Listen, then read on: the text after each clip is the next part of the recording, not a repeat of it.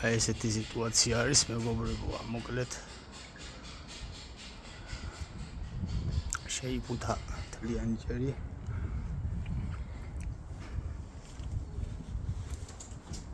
ესეთნაირი გამოვიდა ლამაზი შუბლიც კარგად. ეხლა აქედან ჟესტი გაეკვრება დალია უკვე.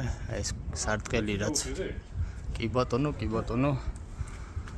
სარტყელი რაც რო ძალიან საწოლებელი იყო ესე ვთქვათ, სულ სხვადასხვა ზომა და კედელი არის მკვალი, მაგრამ ღმერთის წყალობით გავუვარეთ. აი ეს ლამაზად ჩალაგებული გახდათ.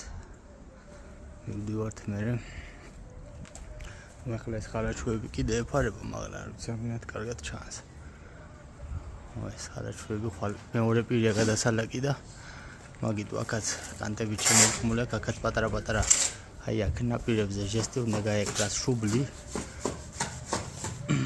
მაგალას ბოლომდე გავლილია, მოკლედ ესეთნაირად დასრულდა რა. ხვალ მეორე პირი დაილაკება და ეგ არის და გორის ციხე.